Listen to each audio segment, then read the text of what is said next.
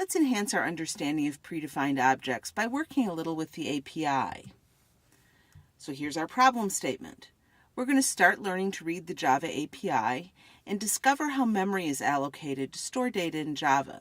Now this is going to include primitive data types that we've previously studied, wrapper classes that are something new, and the string class that we've used but not really studied. So first off, what is the Java API? Well, API stands for Application Programmer's Interface. Now Java has an API, but lots of other software has APIs too. This is a very common computer science thing. What it is thousands of useful classes that are implemented, fully tested, widely used, and well documented. The well documented part being particularly important and useful. Here's the link for it. Let me explain what the link means.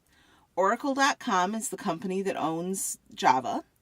Java SE for Java Standard Edition. 7, because that's the version of Java we're programming in.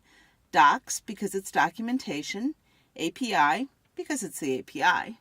And index.html, which is the name of the file where all this documentation is stored. Now we're going to strategically pick and choose a few classes to study. So let's, for example, find the string class, because that's the one we've worked with the most. So we're going to go to the lower left frame of the API web page. I'll enter Command F for find because I'm using a Macintosh. If you're using a PC, you can use Control F to do this function. Now on my Safari, I've actually put in a bookmark for the Java API because I use it so often. So I'll use the bookmark to access it. I really do recommend that you use a bookmark too. We go to this frame in the lower left part and do Control F.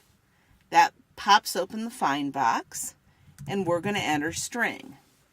Now, you'll notice that it's bringing us to classes that have string in the name, which are not necessarily the ones we want. So I didn't ask you to find attributed string, I asked you to find string. So we will navigate until we find the right string class. So there are lots of string classes hanging around. This one right here is the one we want, just string with nothing else in it. Now the first thing we should do is read the preamble of the proper string class. And we want to find the package that contains the class, because that's necessary for us to program. So here's the string class. The package is right up here. So see that java.lang? Now it turns out java.lang is a package that's always imported. That means that we already have this class available and we don't have to do anything special to get it. Remember when you import things like java.util.scanner, that means that Java's scanner class is in the java.util package. So that's a useful thing to know. Here's the preamble for the class. The string class represents character strings. All string literals in Java programs, such as double quote ABC double quote, are implemented as instances of this class. So there's some useful information. Strings are constant. Their values can't be changed after they're created. That's some critical information. String buffers support mutable strings because string objects are immutable. They can be shared. For example, string equals ABC is equivalent to, and then it puts in a bunch of code that doesn't really make sense to us at this point. So you're going to skip over that code. This is really the key to understanding working with the API at first. Remember that it's written for professional programmers. And because it's written for professional programmers, it contains a lot of detail and is written in a very concise and condensed way that has the things that professionals would be looking for. That means it sometimes doesn't have the things that beginners are looking for and often has a lot of detail that you won't care about. But that's okay. Don't let it bother you. Just look for the parts that make sense. So we say, going on to the next paragraph, the class string includes methods for examining individual characters, for comparing strings, for searching strings, for extracting substrings, and so on. Okay, so that's interesting. Java language provides special support for the string concatenation operator, plus, and for conversion of other objects to strings. Now it gives some details about how exactly that's implemented. We don't care about those, so I'm going to skip over them. Unless otherwise noted, passing a null argument to a constructor or method in this class will cause a null pointer exception to be thrown. Now we don't know what a null reference is just yet, so That may not make sense, but it's going to make sense in just a few minutes. And then it goes on to say a string represents a string in UTF-16, lada. Just skip over that part. And this is the key, is to pull out the parts that make sense and leave behind the parts that don't. Here's what the API didn't say directly. String objects are sequences of characters. Now, it implies it, but it doesn't really say it. The word sequence is a very important computer science word. What it means is that order is important. Sometimes order is important and sometimes it isn't. For example, programs are sequences of statements. In the case of programs, order is critically important because if you didn't have a sequence of statements, if they were in random order, we couldn't control what they do as well. The other thing it doesn't say directly, although it does say it sort of indirectly if you read through the whole thing, is that indices of characters start counting at 0. Now that is a very odd choice, but as you'll see, it's very consistent with what we do in Java and in many other programming languages too. So why isn't the API more clear? Well, the things that we're talking about on this slide are things that every professional programmer would know. So they're not things that you would have to tell them, but they are things that beginners need to know. And frankly, I think that's one of the shortcomings of the API, even though learning to use the API is critically important even for a beginning programmer. Here's a summary of the sensible things that came from the API. We know that double quote ABC double quote is in fact a string object. We know that string objects are what we call immutable. That is, that they can't be changed. And that is really important, although it may not be clear exactly why just yet. It says that Java allows strings to be concatenated using plus. We knew that already. And that string builder and string buffer are related classes. So those are the sensible things that the API said. Now, they've said a couple of things that are going to make sense soon. In fact, they'll make sense by the end of this presentation. One is that passing null objects to string methods will probably fail. The other thing it said is that Java converts other things to string objects through toString methods in other classes. So we might want to see where some of those might be. In order to understand what's going on, we need to really talk a little bit about computer memory. Now, this is a complicated topic and something you may want to revisit a couple of times. So this is a discussion you may want to bookmark and come back to again in a week or in 2 weeks to make sure you really understand it, because it's very important. Computer memory is a bunch of locations where things can be stored.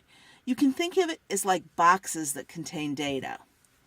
Each box is the same size and it has a numeric address. What's more, each box can contain only one thing at a time.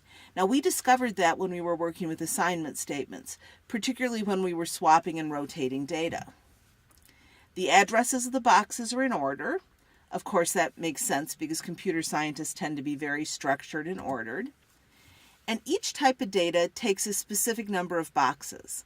Now, I'm showing these calculations on a 32-bit architecture. If you have a 64-bit architecture, the numbers will be different, but the truth is the numbers don't matter so much. So int and float take one box each, double actually takes 2 boxes, and 2 characters can fit in one box. So that gives you sort of a global idea of how these things fit together.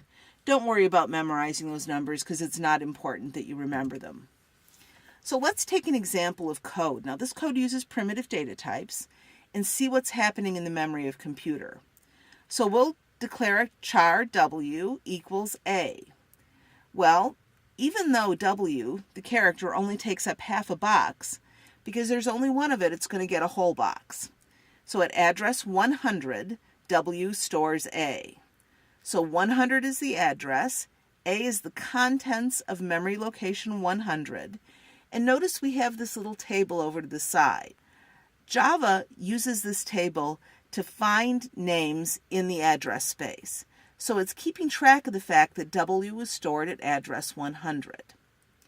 Then we have int x equals 3. Well, that will be stored at address 101, and the number 3 goes in the box.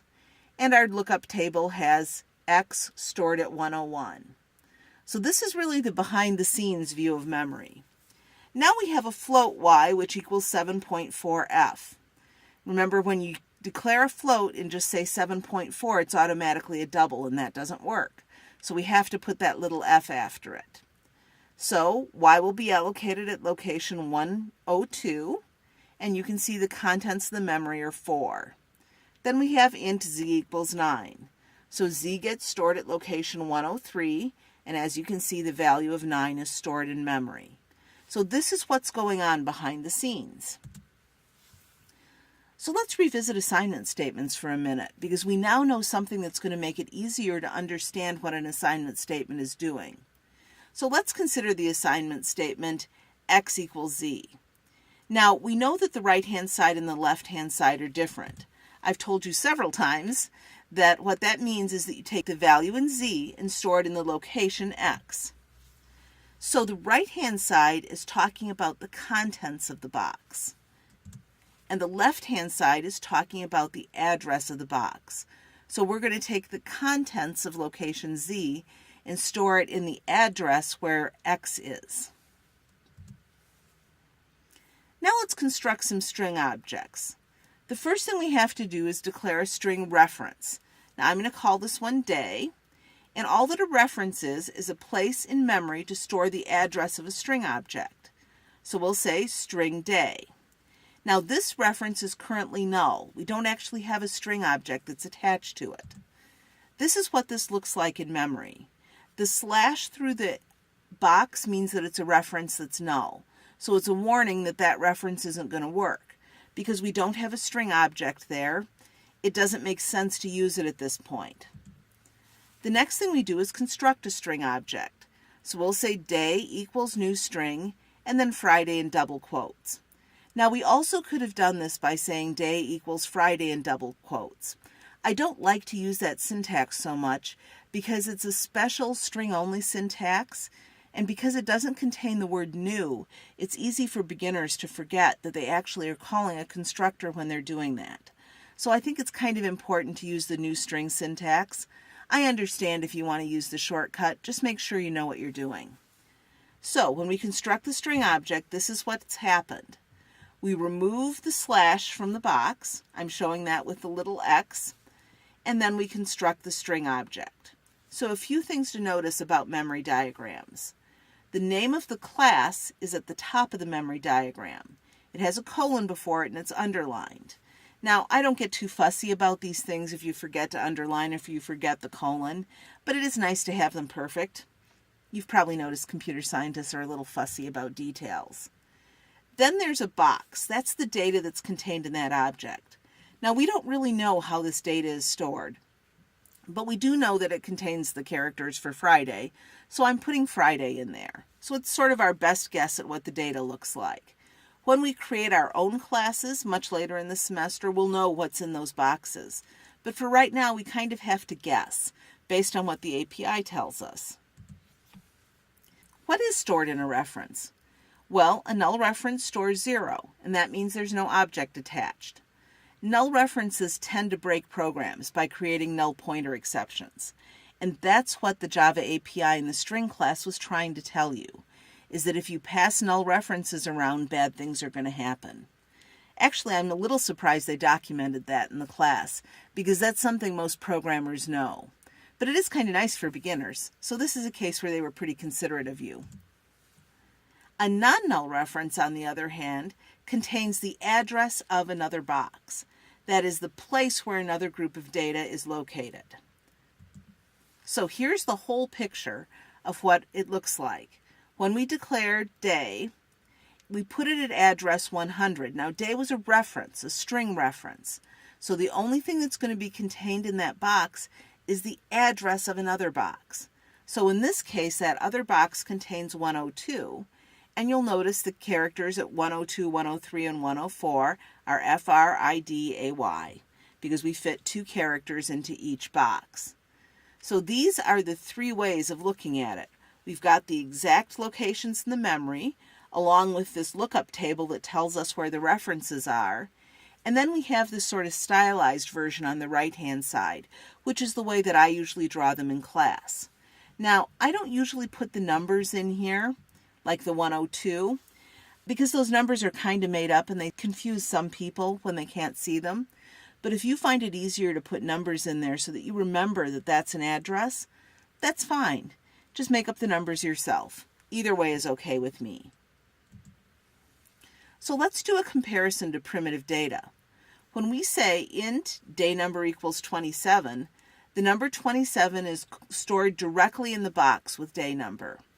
When we say string day equals new string Friday, day is the reference, that's the box, and the new string is right here. It's this object. So there basically are two pieces. Well, what is going on here? Why do these things have to be stored differently? Well, in order for Java to allocate space for something, it has to know the size in advance. So the size of primitive data types and references are known in advance, and they're fixed. This means Java can allocate space for primitive data and references before the program runs. Objects are different, though. The size of an object is unknown until the program runs. So, for example, if we had the user enter some characters and create a string, we have no idea how many characters they're going to enter. So Java can't figure out how to store that successfully. That means the memory has to be allocated while the program is running. So those little boxes with the object names in them, those are allocated while the program is doing its business. This is a very simple difference, but incredibly profound. And understanding this difference is the key to understanding a lot of Java. This is one reason that you may want to review this presentation again in a week or 2 weeks when you have a little better understanding of objects. Some notes on memory diagrams.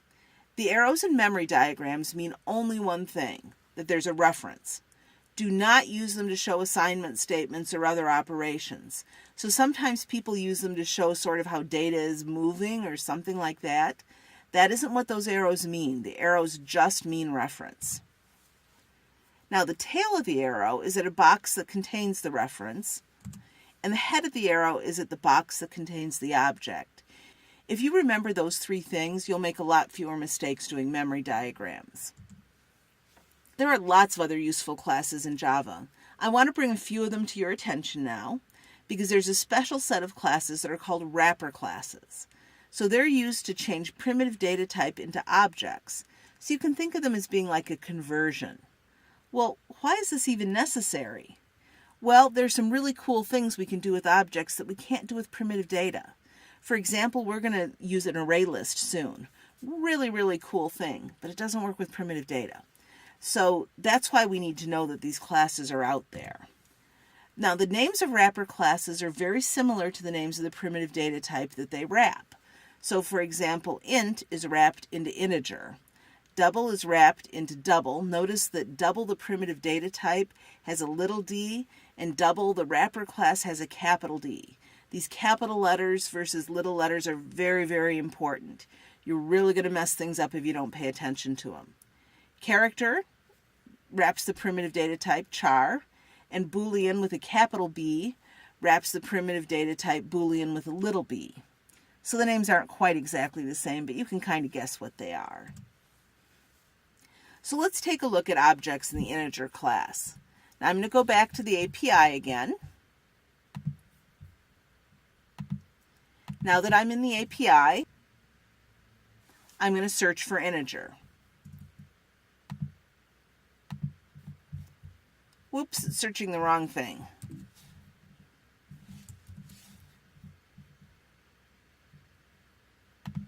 I used Command F to tell it to search in the lower left corner because that's where all the class names are. Now you'll notice there are a lot of classes that have integer in its name too, but we're looking for the one that just contains integer, which is right there. Here's the preamble for the class. Notice the class is in java.lang. We find that up here.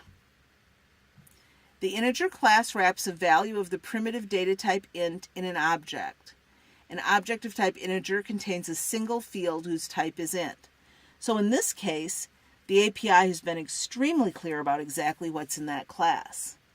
Now, in addition, this class provides several methods for converting an int to a string and a string to an int, as well as other constants and methods that are useful when dealing with an int. So in other words, this class is one place that you could look to find things that are useful when working with integers. Now, it's got some implementation notes there, Those aren't going to make any sense, so we're just going to skip over them. So notice in this case, the preamble was mercifully short. So we've read the API for integer. What it described was what the memory diagram contains. So when we say integer size equals new integer of 3, remember size is the reference to the integer object, so size is containing an address. 3 is the contents of the integer object. This is what the picture looks like. So the integer class object is wrapping around a value 3, and size is the reference for it. Now this class has a toString method. That's the thing that the string class was telling us about. So it's used to convert an integer to string, and we'll learn how to do that a little bit later. Now is not the time. So let's talk a little bit about the relationship between classes and objects. Well, each class usually has many objects. So one way to think about that is classes are like cookie cutters and objects are like cookies. So you can take one class, one cookie cutter, and cut out hundreds or thousands or even millions of objects. And in fact, we've already cut quite a few objects from one particular cookie cutter.